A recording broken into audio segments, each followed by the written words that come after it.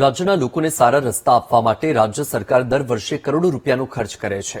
આમ છતાં પણ રાજ્યના અનેક શહેરમાં ભ્રષ્ટ કોન્ટ્રાક્ટરને કારણે સારા રસ્તા મળતા નથી। આવો જ એક રસ્તો જામનગરના વિભાપર ગામમાંથી સામે આવ્યો છે। વિભાપર ગામના ભગવતી પાર્ક વિસ્તારમાં 1 વર્ષ પહેલા 8 લાખના ખર્ચે બનેલા આરસીસી રોડમાં મસમોટી તિરાડો પડી છે, જેથી સ્થાનિકોએ રોડ બનાવવામાં ભ્રષ્ટાચાર થયો હોવાનો આરોપ લગાવ્યો છે। આ અંગે જામનગર મહાનગરપાલિકામાં અનેક વખત રજૂઆત કરવા છતાં પણ કંઈ પરિણામ ન મળ્યું હોવાના આરોપ સાથે સ્થાનિકોએ નવો રોડ બનાવવાની માંગ કરી છે।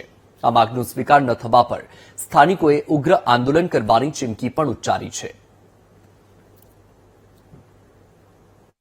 આ રોડને જ 1 વર્ષ થયું છે। આરસીસી રોડ જ્યાં કરેલો છે અને કામ એટલું નબળું કરેલું છે કે અત્યારે અમારે ગાડી લઈને જાવ તો ગાડીનામાં ટાયર ફસાઈ જાય છે અને કોઈ અધિકારી જવાબ નથી દેતા।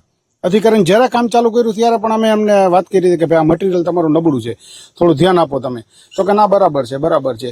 પછી જ્યારે કામ ચાલુ હતું, પૂરું થઈ ગયું, પછી એના ઉપર હજી પાણી પાતા ત્યારે વાતડ પડી ગઈ હતી, તો કે એ ખાલી એર નીકળે છે, પછી થોડું કામ કરી ગયા। આજે તમે હમણાં જે વિડીયોમાં બતાવ્યું એ કામ અત્યારે તિરાડ પડી ગઈ, એ પણ કામ કરી ગયા છે, તો પાછા એમ કે છે હજી આમાં અમે કરી નાખશી। એટલે અમારી રજૂઆત એ છે કે રોડ ફરીથી થવો જોઈએ એમ। 2025માં રોડ બનાવેલો છે ફેબ્રુઆરીમાં, અને રોડ સંતોષકારક બનેલો નથી અને હલકી ગુણવત્તાનું મટીરિયલ વાપરેલું છે। અવારનવાર રજૂઆત કરવા છતાં પણ કોઈ પણ રિસ્પોન્સ આપતા નથી।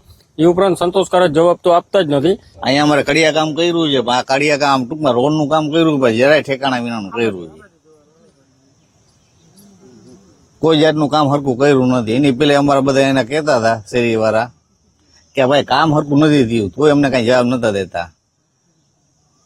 મારા ભાઈ છે એને 2-3 વાર અરજી દીધી છે, કીધું છે મોટા સાહેબને કે ભાઈ અહીંયા તમે ધ્યાન દો, કોઈ જાતનું ધ્યાન નથી દેતા નથી। પાણીનું ઘણી વાર એવી તબલ પડતી હોય છે। અમારે અહીંયા વિભાપર પટેલ સમાજની પાછળ ભગવતી પાર્ક, અહીંયા 200 કે 300 માણસો જેટલા રહી છે, કોઈ અધિકાર અમારા આમાં ક્યાંય ધ્યાન દેતા નથી।